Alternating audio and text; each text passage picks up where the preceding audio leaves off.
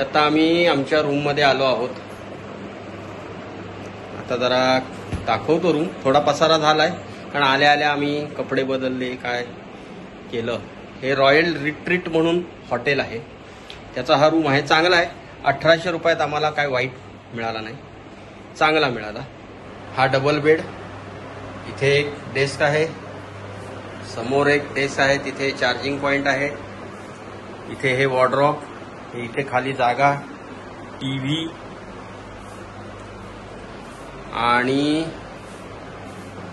हा इथे आरसा आणि मी.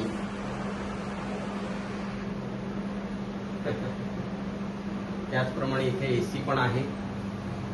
1800 रुपयात एसी रूम आम्हाला मिळाली आहे.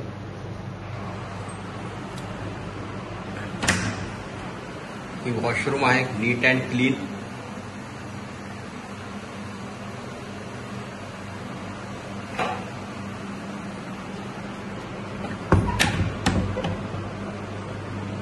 अशी ही रूम आहे. छान रूम मिळाली. हे आता आम्ही हॉटेलमधनं बाहेर पडलेलो आहोत. काल तुम्हाला हॉटेलची माहिती दिली आहे. चांगलं आहे हॉटेल. 1800 रुपयात एसी रूम मिळते. एसी कमी असतो पण ठीक आहे. याला 1 डे 1 नाईट राहायचं आहे, त्यांनी राहावं, काय प्रॉब्लेम नाही. आणि दुसरी गोष्ट म्हणजे आता मुर्डेश्वरमध्ये जेवणाचा वांदा आहे. पहिलंच सांगतो तुम्हाला इथे साऊथ इंडियन तुम्ही खावा, काय प्रॉब्लेम नाही.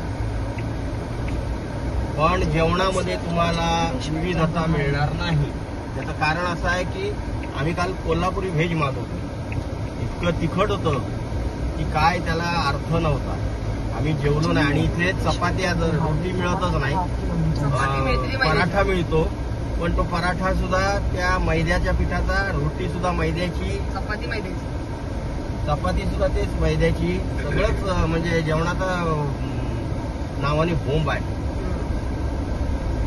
फक्त तुम्हाला नाश्ता चांगला मिळेल. Idli, medu vada, dosa, south Indian. आणि त्याच्यात सुद्धा तुम्हाला व्हरायटी काही नाही जास्ती.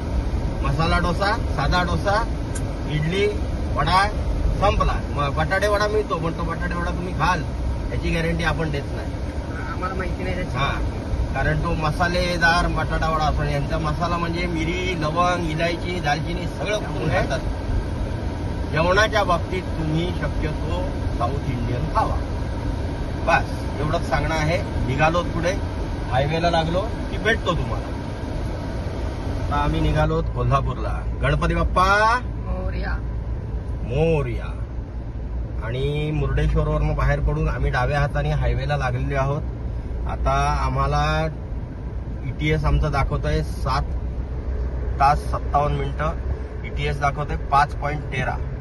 म्हणजे 5:13ला म्हणजे 5:15ला धरा आम्ही किंवा 5:30 धरा पोहोचणार. 367 किलोमीटर आहे इथलं कोल्हापूर. NH66 चालू झालेला आहे. आणि आता आम्ही नाश्ता केलेला नाही. एक 4 केळी होती आम्हाला प्रसादाची मिळालेली, तीच आम्ही खाऊन निघालो. कारण तिथे नाश्त्याचं पण आमचं मन नाही, कारण ते काय धड वाटलं नाही. पुढे कुठेतरी चांगलं हॉटेल मिळालं उडपीचं तर आम्ही नाश्ता करणार. तर असे आम्ही आता निघालेले आहोत. ही बघा, ही कर्नाटकची बस. समोर बघा डोंगर दिसत आहेत. आज घाटाघाटातनं आज रस्ता आहे बहुतेक असं मला जाणवतंय. त्याच्यात आता बघूया काय रस्ता मिळतोय, कसा मिळतोय. कारण काही थोडा खराब, थोडा चांगला. जेवढा रस्ता तिखट तेवढा आमचा प्रवास कडवाट. त्यामुळे आम्ही घाबरत नाही. मसालेदार प्रवास व्हायला पाहिजे तर त्याला मजा. आणि माझ्या तुम्ही सगळे असलेल्या माझ्या फॅमिलीला मजा. नाहीतर मी काय दाखवत राहणार, हा रस्ता तो रस्ता, आणि तुम्ही बघत राहणार आणि बोर होणार. बोर व्हायचं नाही. बोर झालं की विषय खल्लास. बघा मस्त रस्ता आहे, सिनिक रस्ता आहे अजून तरी. चला निघूया पुढे. इथून बघा सगळी नारळाची झाडं. 725 किलोमीटर येतो. पनवेल 725 किलोमीटर. पनवेल 725 किलोमीटर आहे या रोडने. हा direct Mumbai to Kanyakumari highway आहे. इथे स्पीड लिमिट साधारण 80चं आहे. निघूया पुढे.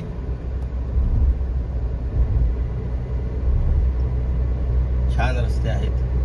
रस्त्याच्या बाबतीत मात्र कर्नाटक गोवा यांचा काही म्हणजे प्रश्नच नाही. त्या मनात महाराष्ट्राची आमच्या बोंब आहे.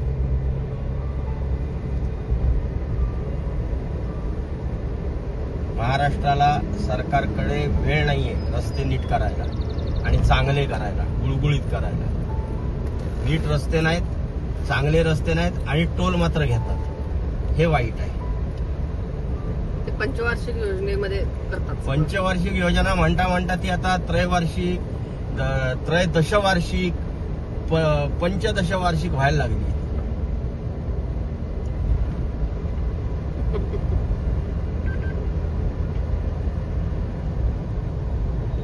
इथे 80 एक्सिलेटरवर साधा हलका पाय ठेवला तरी 80ला कधी जाते गाडी कळत नाहीये. आणि महाराष्ट्रात पाय देऊन देऊन पाय दुखायला लागतो. का तर सारखा फर्स्ट सेकंड आमची आपली ऑटोमॅटिक असल्यामुळे ती आपला आपणच बदलून घेते. ती काय बदलतच नाही. मग गिअर याला म्हणते रस्ताच खराब आहे तर गिअर बदलून करायचा काय. हे बघा सगळ्या गहू माता रस्त्याला इथे पण आहेत. जशा एमपीत मिळतात, हरियाणात मिळतात, राजस्थानमध्ये मिळतात, तशा इथे सुद्धा गहू माता रस्त्याला चरत असतात. त्यामुळे गाड्या सावकाश चालवा. चला भेटू पुढे. हे मरी भट्टारा हॉटेल आहे. इथे चांगला नाश्ता मिळतो. यांचा घी डोसा अतिशय प्रसिद्ध आहे. घी डोशाबरोबर ते साखर देतात. त्यांचं म्हणणं आहे की ते तुम्ही खाऊन बघा. पण आपल्याला शुगरचा प्रॉब्लेम असल्यामुळे आपण शुगर खातच नाही. त्यामुळे आपण घी डोसा नुसता घेतला आणि तो खाल्ला. यांचा वडाही छान आहे. सगळं जेवण छान आहे. इथे तुम्हाला वेगवेगळ्या प्रकारचं चकली, चिवडा, पुरणपोळी, आंब्याचे वेगवेगळे कर्नाटकातले प्रकार, लोणच्याचे मिळतात. तेव्हा कधी आलात या रोडला तर इथे तुम्ही थांबा. हा साधारण गुणवंते म्हणून गाव आहे. इथे मेन रोडला हे हॉटेल आहे. चला आम्ही कासरगोंड पास केलेला आहे आणि आम्ही रोडवर आहोत हायवेला. NH 66. स्पीड लिमिट 30 आहे. स्पीड लिमिट इथे 30 दिलेलं होतं. काय माहिती नाही काय प्रॉब्लेम आहे. आमच्या समोर एक नागालँडची गाडी चालली आहे. सिद्धगंगा ट्रॅव्हल्स.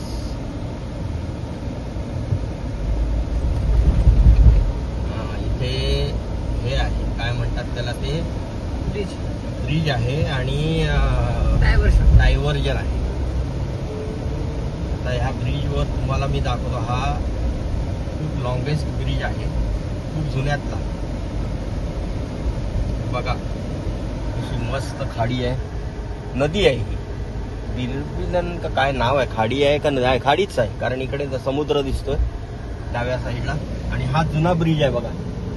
हा जुना ब्रिज आहे. या ब्रिजवरनं पूर्वी आम्ही येत असू एक 10-12 वर्षापूर्वी. आता तो बंद केलाय आणि हा नवीन ब्रिज चालू केलाय. बघा खाडी कशी छान दिसते. हे बघा. आणि ते डोंगर राजी कशा छान दिसत आहेत. मध्ये मध्ये बेट आहेत. मध्ये मध्ये बेट दिसत आहेत.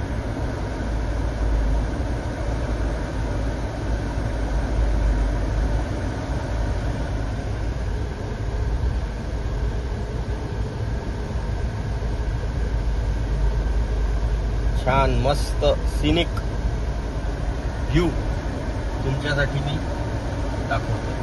तेव्हा लाईक, शेअर, सबस्क्राईब करत राहा. बेल आयकन दाबा तर माझ्या नोटिफिकेशन तुम्हाला समजतील, म्हणजे तुम्हाला येत राहतील, म्हणजे तुम्ही माझे व्हिडिओ तुम्हाला बघायला मिळतील.